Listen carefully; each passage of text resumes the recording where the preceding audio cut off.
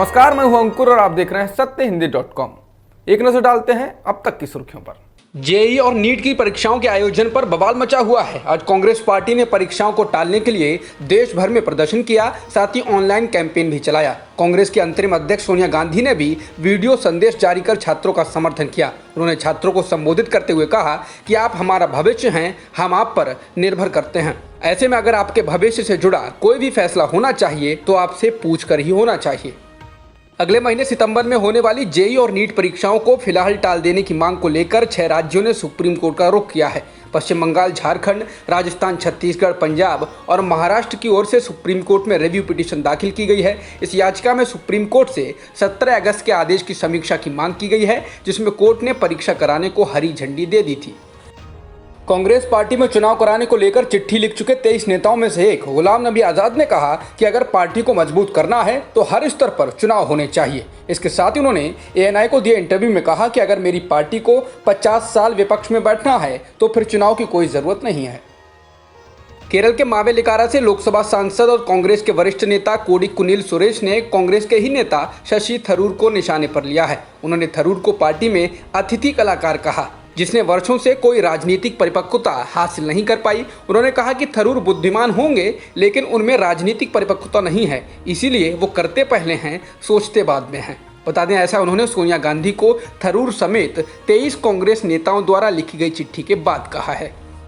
कांग्रेस में जारी घमासान के बीच शिवसेना ने सलाह दी है। शिवसेना के प्रवक्ता संजय राउत ने कहा है कि कांग्रेस को खुद को फिर से खड़ा करना चाहिए और राहुल गांधी ही एक ऐसे नेता हैं जो पार्टी में सभी को स्वीकार्य हैं।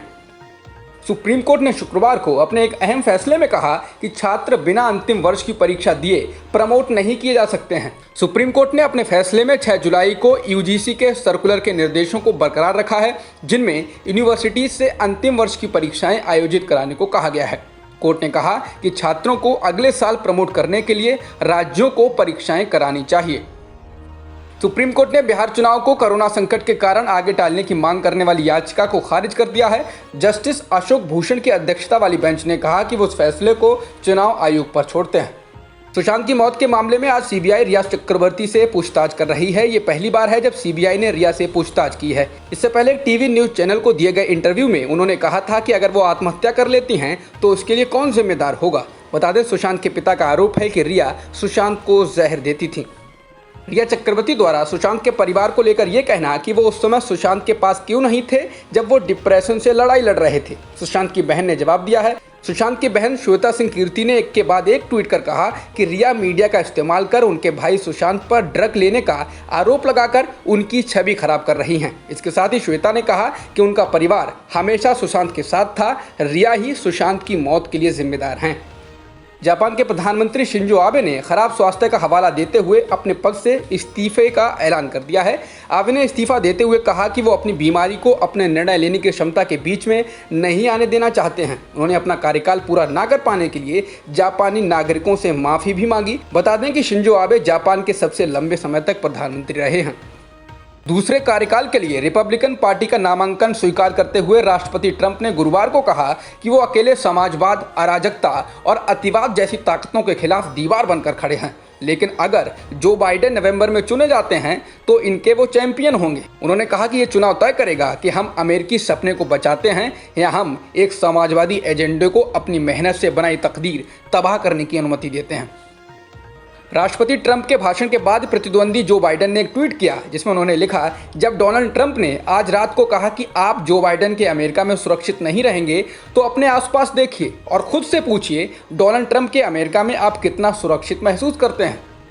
भारत में कोरोना संक्रमितों का कुल आंकड़ा 33,92,000 के पार हो गया है और मृतकों की संख्या भी लगभग 62,000 हो गई है। फिलहाल एक्टिव मामले 7,45,000 से ज़्यादा हैं।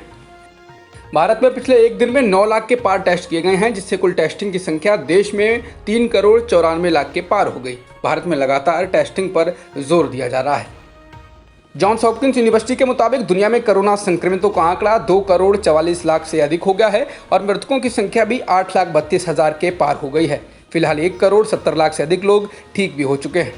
जॉन्स हॉपकिंस यूनिवर्सिटी के मुताबिक अमेरिका में कोरोना संक्रमितों की संख्या 58,69,000 के पार हो गई है और मृतकों की संख्या भी 1,80,000 से ज़्यादा हो चुकी है। वहीं ब्राज़ील में भी संक्रमितों का आंकड़ा 37,61,000 के पार हो गया है और कोरोना से मरने वालों की संख्या 1,18,000 से अधिक है। अब तक की खबरों में इतना ही। बाकी खबरों के लिए बने रहिए सत्यहिंदी.com के साथ।